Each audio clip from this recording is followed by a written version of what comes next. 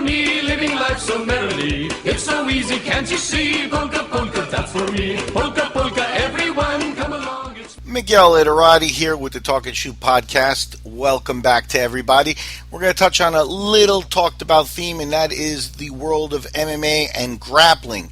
This weekend, August 28th, 9th, and 30th in Sao Paulo, the Abu Dhabi Combat Club's submission fighting or submission wrestling world championships are taking place. It's a 2-day event, massive event. They've been holding this event for years. It started in 1998 in Abu Dhabi. They had a few of them in the Middle East. And in the 2000s, they took the show on the road. They've done shows in Jersey, San Diego, London, China, Brazil, and now they are back in Brazil. So let's go over some of the history of this tournament, and let's go look at this. One of the things that you want to pay attention to here is the fact that BetDSI is the only book out there that is carrying lines on this stuff, and it's very interesting. Let's go through the format, and then we'll get into some of the odds and stuff there. Basically, there are 5 weight classes for the men and 2 weight classes for the women.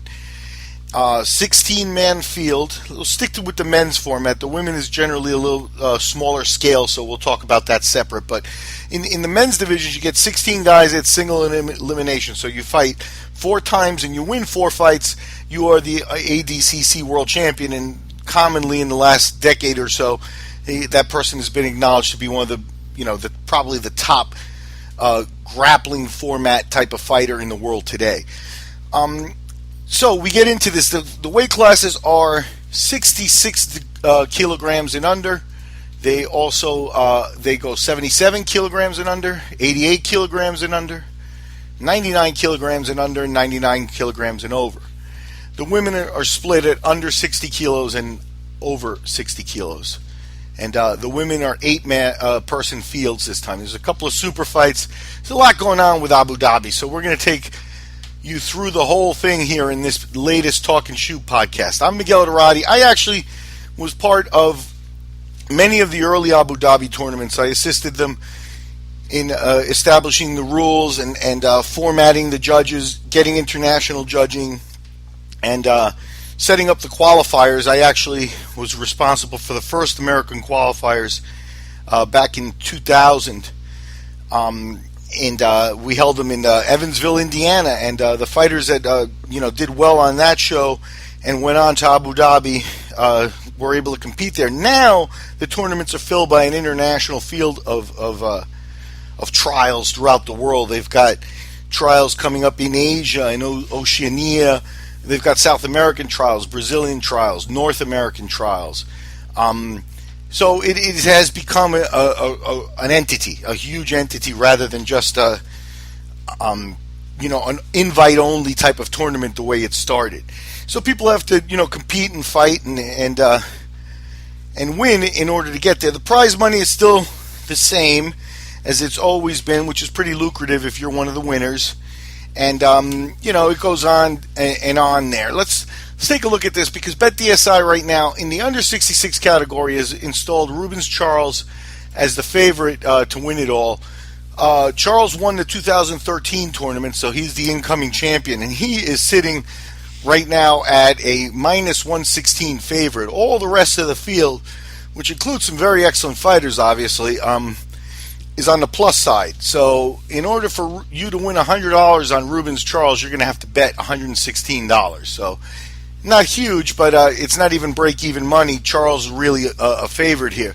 Some of the other folks, you could pull back, $5,000 on a $100 bet if some of the real underdogs were to happen to break through. This format's not really one with a lot of surprises. Grappling is something that has become so specialized, and the guys that compete in this are doing this full time. Basically, they're competing in grappling, and you don't get that many surprises in this format. I hate to say it, and it would be terrific if somebody were to come out of nowhere and win, facing huge odds, but that's not likely to be the case in the Abu Dhabi, so I'll just warn you right now. And under 66, we got Rubens Charles installed as the favorite. Some of the other guys that are coming up, interesting here, In this tournament, you've got Augusto Mendez, you've got Justin Rader, you've got Alexandre Vieira. Some of those guys from the States and from Brazil. The winners tend to be from the United States and Brazil, obviously. Those guys are at under plus 500 there, but Justin Rader's at plus 306, Augusto Mendez at plus 462. Means you have to bet $100 to win 306. If Rader were to win and if Mendez were to win, you'd bet 100 to win 462. So those are some of the best odds. After that, they really get long. Got veteran Jeff Glover there, who's always exciting. He's still been competing lately. He's still a young kid, actually. You know, he's not really that much of a veteran, but he has been around a long time, and he's fought in this. Just to show you how fast time moves, Glover at one time was one of the favorites of this tournament many years back, and now he's at plus 1281 to win the whole thing. So, smart money's on Rubens Charles to repeat here. That weight class has had a lot of repetition. In the early years, it was dominated by Royler Gracie and then Milton Vieira, and then it spread out a little bit. But you had a lot of people there, and Charles is looking to be the favorite to go ahead and dominate that weight class again. In the under 77 weight class, we've got some interesting stuff here as well, and we'll take a look at the odds here. First off, I do want to make a mention that you've got ADCC veteran, and he competed last year too, but you've got ADCC former UFC champion, rather, is what I meant, UFC veteran Ben Henderson. He's competing, and he's at plus 7,500. So for a $100 bet, you could win $7,500 if Henderson were to break through. Henderson's a good guy, strong, top grappler. Has the experience of competing last year, but again, with the crossover into MMA, some of the refinements of the way the Abu Dhabi and the grappling work, he's probably going to fall short to some of the guys that do this just professionally. Although Henderson is a hell of a competitor, and it's exciting to see him in here. There's not a lot of big names like that in this year's tournament, up until now, at the very least. Now, they've announced the full 16-man fields here, and this is what you have to keep in mind is a lot of the times they have a list. I've been on the inside of this through the early years, and they have a list of 20 to 25 guys that they're going to fill in. Okay, this guy dropped out. Hey, contact this guy and stuff. So these fields could change. The likelihood that a top-notch guy is going to pop up here, though, with the tournament this weekend is unlikely. So keep an eye out on this. Henderson is one of the bigger names in the weight class at 77 that we're going to find on there. And what we're going to find here is that there are a couple of guys with low odds. You got Lucas Lepre, who's probably the favorite at this point, at plus 119. Followed by Gary Tonin, one of the top grapplers, active grapplers in the world today, a veteran, obviously, of the Metamora shows. And he's at plus 151. And then you've got long-time, old-time veteran Milton Vieira at plus 301. In the case of Vieira and in the case of Henderson, you got to watch out, because what you're dealing with here is you're dealing with them fighting at 77 kilos, which is basically about 170 pounds. Henderson has won a UFC match at 170 pounds, but he's famously known for being the lightweight champion at 155 pounds. In the case of Milton has also competed in ADCC at the 145-pound weight class, so he's up a weight class as well. We'll see as the athletes get older. Obviously, in Milton's case, he's been around a long time, and the going up in weight may be something that suits him. You know, maybe it's too hard for him to get to 145 nowadays, and that's obviously the case. But what you got there is you got a little bit of a smaller guy coming in. So Milton, still obviously with his incredible background in jiu-jitsu and grappling, is at only plus 301. After that, you've got, the field fades, and you've got a Russian, Abdul Kadirov Magomed at plus 6,000, Gamrot Matius at plus 4,000. Those guys, they make it interesting because you got guys. Those are guys that won European trials, and the Europeans, they've been represented in Abu Dhabi. Joaquin Hansen, I don't think Joaquin Hansen ever broke through and won it, but he was one of the most exciting Abu Dhabi competitors in the early years. John Olav Inmo of Norway actually did break through and win became the first European person to win an Abu Dhabi World Championship and stuff many years ago and stuff. So they have been well represented, and there is good grappling in Europe, and you've got some guys there.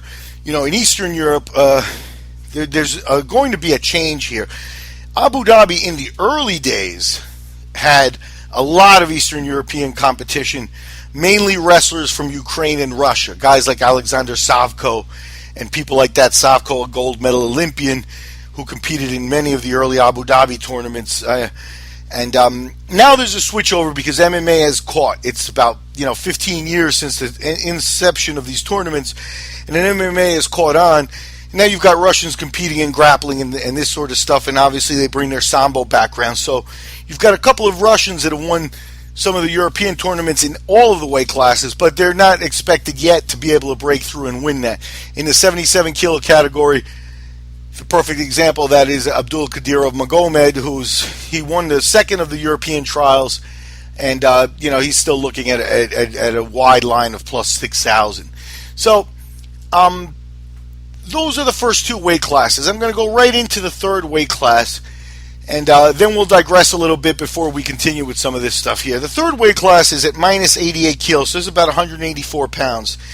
And this weight class is where you start to get some real, I don't know if it's stacked or where you really have some interesting names popping up. You've got the great Keenan Cornelius, whose reputation has just gone through the ceiling the last few years as one of the top active MMA competitors, and he's looking to be the favorite, but he's not a wide favorite. He's at plus 344.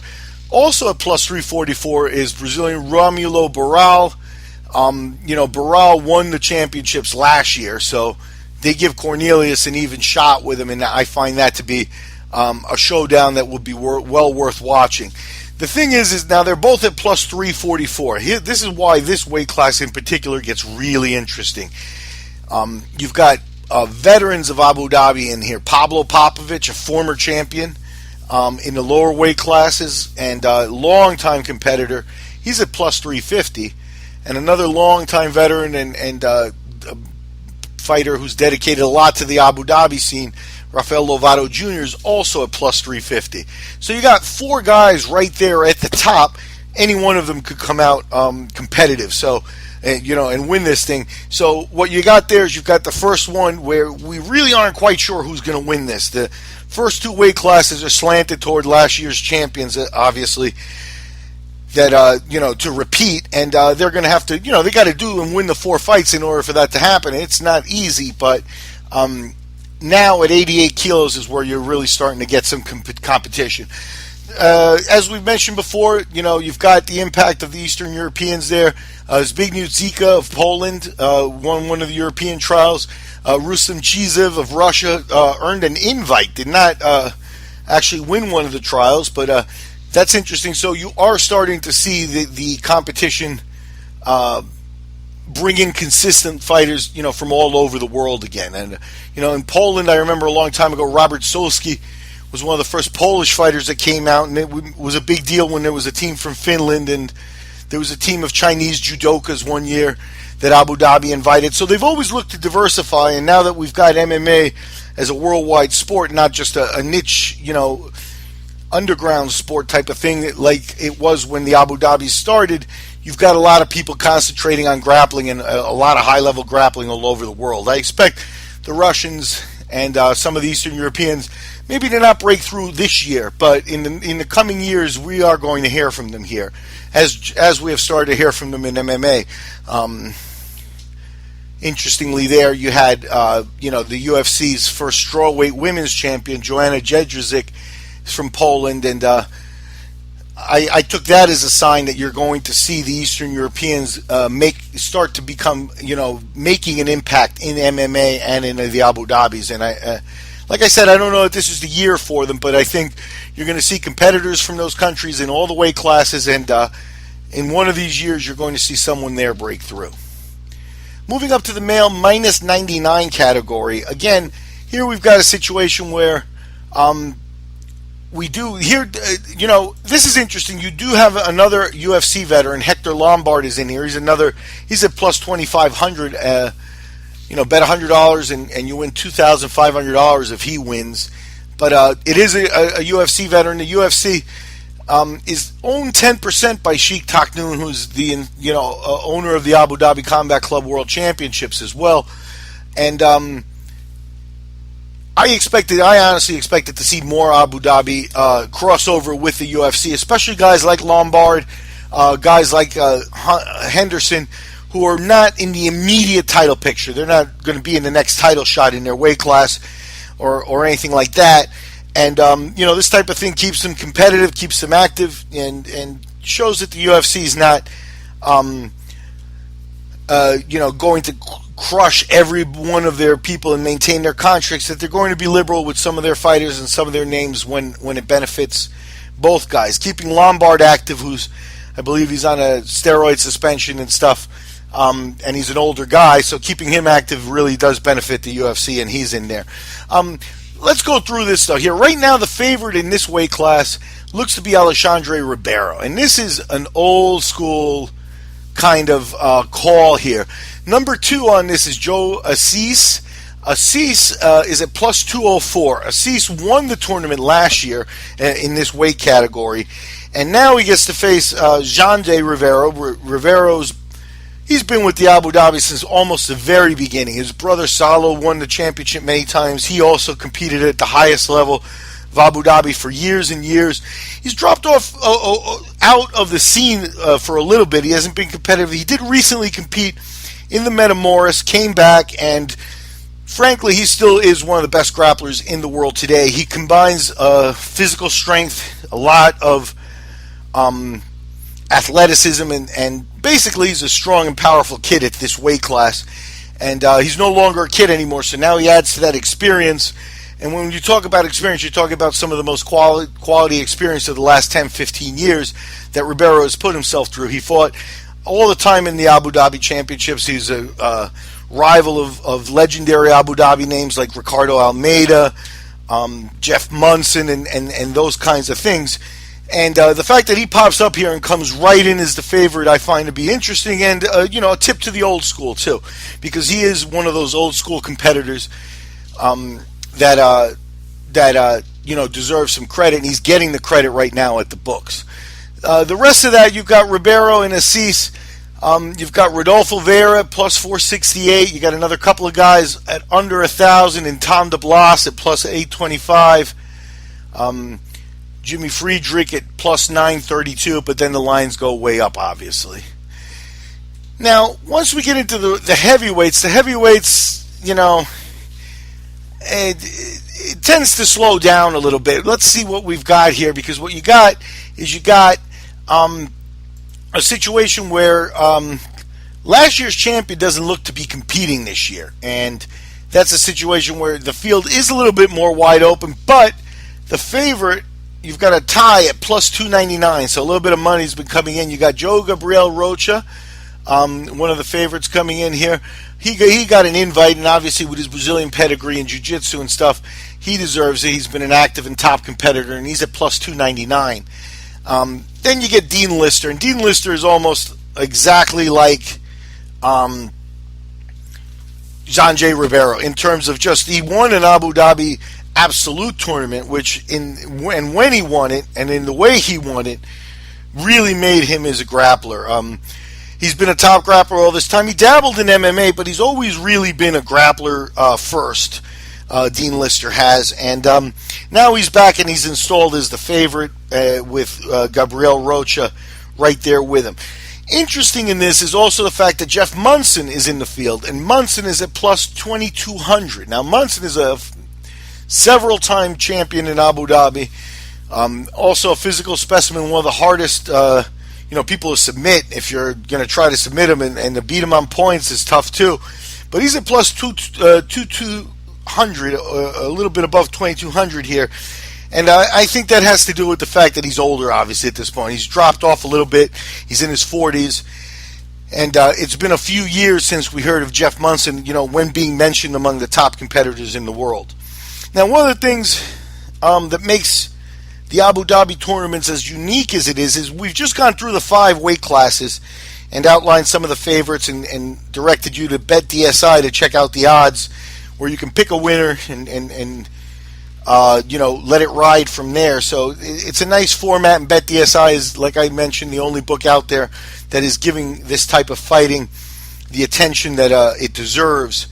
But what makes the Abu Dhabi Combat Club Championship so unique is the absolute tournament.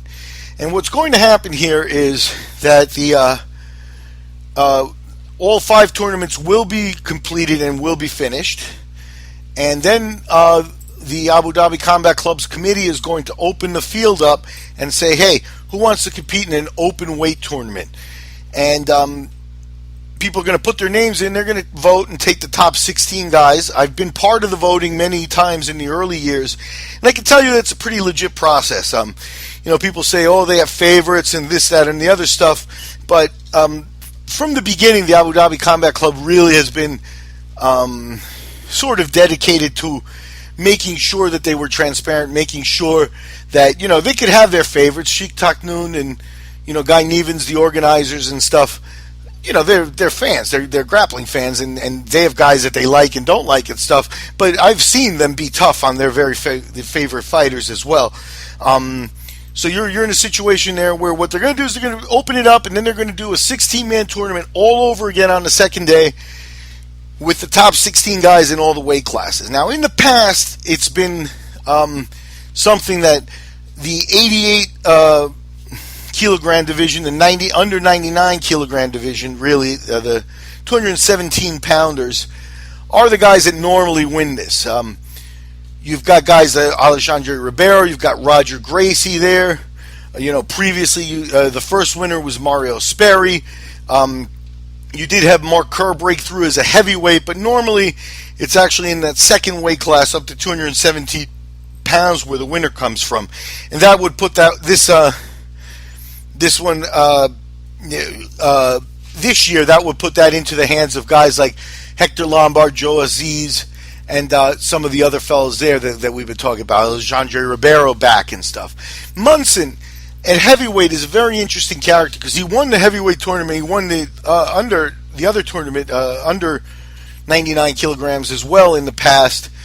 He'd never really competed in the absolutes. It was something that he didn't throw his name in the hat. He would have obviously been selected many times to compete in that, but after the blowout of the other tournament and how much he puts into his grappling, he told me personally that he has trouble feeling like he could get up for another tournament like that, and he never competed in that.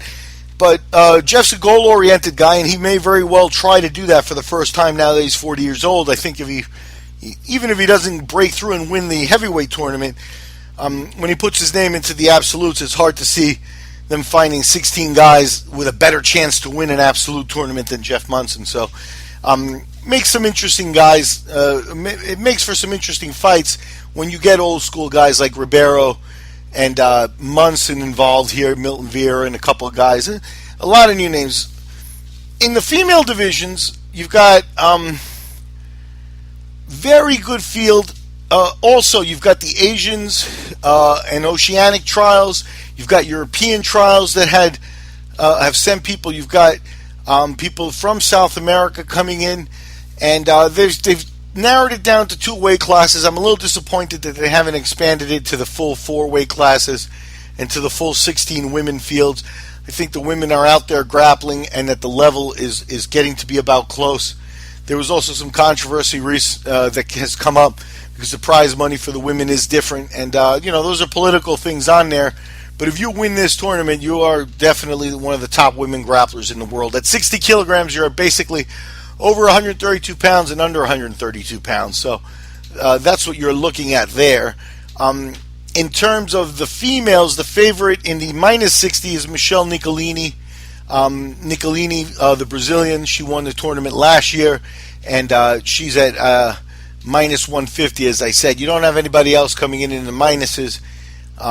Beatriz Mesquita is at plus 358. Mackenzie Dern is at plus 310, and then from there they go up. You got Mesquita and Dern invites. They did not win a trial, so we will see how that one plays out. No Kira Gracie. Kira, longtime dominant champion in the women's divisions. And I don't see her name popping up here, but who knows. Maybe later, maybe a super fight. We'll see what how Abu Dhabi wants to shake things up. But let's look at the plus 60 kilograms here. Again, now you've got a field with you have a couple of American trials, a European trial, South American trials, and you got last year's champion Gabriela Garcia. She's a pretty firm favorite here at minus 450. You got to bet $450 to win $100 with Gabriela Garcia. So I would say she's the strongest favorite in the book, in the show here. And some of the other competition there, you got a couple of girls, Marisa Maljajic at plus 500. You've got Ana Laura Cordero and Fernanda Almeida Mayo at plus 600. Both of those girls, Maljajic is from Poland, and being as how she is the second seed, it sort of reaffirms some of the things I've been mentioning to you about the Eastern Europeans earlier in the podcast, and that's that I expect them sooner than later to be making an impact in this sport. They are very hard-nosed. I remember in the early days, there was a European trials that was done in Poland, and Marko Leistein of Finland, who's one of the head judges and has been with the Abu Dhabi for a long time, told me, he said, look, man, we had to actually stop the competition because these guys were so rough. They were picking, arm bars that pick up and slam guys and, put guys in bad positions and stuff. And it was so rough and so heated, the competition, that they had to stop and reinvest in doing some of the rule meeting again, just to make sure that, the competitive nature of the event didn't, put people over the line and get people hurt, basically. They were actually very worried about that. So it makes for an interesting situation there with the Eastern Europeans. Like I said, just like in the UFC too, you've got a situation here where what you may see is that a woman breaks through in the Abu Dhabi combat clubs from Eastern Europe, in these world championships from Eastern Europe before a male does. Just like Joanna Jedrzejczyk was able to attain her world title in the UFC, and a man from Europe hasn't been able to do that yet. I think that you could very well see that same thing here, especially when we're talking about Russians and Poles. For one of them to break through, it may very well be one of the women that does it. I believe that the women have in the past had an absolute tournament as well. I don't know if one is scheduled for this show just yet. The field seems a little bit small, so it's very possible that will not happen. The books have been carrying the super fights as far as main event lines for a little while now, and I find that to be interesting. This is one of the first MMA, or rather Abu Dhabi Combat Club, that has had multiple super fights. Now, the super fight, usually the format goes, there was no super fight, obviously, in the very first event in 1998. That event was dominated by Mario Sperry, who won his weight class, the under 99 kilograms, and he won the absolute tournament. The next year, an invitation was sent to Enson Inoue of Japan to meet Sperry in the super fight. Sperry won that super fight, and at the same time, Mark Kerr won the absolute tournament in Abu Dhabi, and the third event had a super fight of Mario Sperry versus Mark Kerr. Kerr won that fight, but the format from then on was that the winner of the last year's super fight would face the winner of this year's absolute tournament in the next tournament. So that is what we have here. Going back a couple of years, you had Andre Galvao, and Andre Galvao is still maybe the best active MMA grappling competitor in the world today. He's an underdog at plus 155 to the monstrous Roberto Cyborg Abreu. Abreu's at minus 200 on this one. Thing about this is Abreu is just a monster. I have a friend, also one of the judges at Abu Dhabi, named Carlos Diaz. Carlos is a 240-pound man. He's a big man. And Carlos says everything about Abreu just makes him feel small. Shaking his hands are huge. He's just a massive, massive pile of muscle. Very aggressive, very technical. And one of the things for a short, stocky guy that makes him very unique in this is how flexible he is, because usually you don't see that type of flexibility in a man built like that. Especially, he's carrying around upwards of 250 pounds. Galvao's going to be a little smaller, but Galvao's a little bit slicker, and he's been around. He's faced big guys all the time. That's a hell of a super fight, and that may be, to decide who the world's best grappler is in 2015. And then they have a nice legendary super fight here, and I find this one to be, this one is a true test and a throwback for the old school. You got Mario Sperry. As I mentioned, Sperry dominated the first 1998 Abu Dhabi tournament. He competed for years after that. One of his students, Ricardo Arona, dominated, the years immediately after Sperry, faded back a little bit. And Sperry's always been a class act and one of the top names associated with Abu Dhabi. Now, he's facing Ricardo Laborio. Laborio finished second the 1 year he competed in the Abu Dhabis. He lost to Saulo Ribeiro, I think it was in 2000 or 2001. One of those years.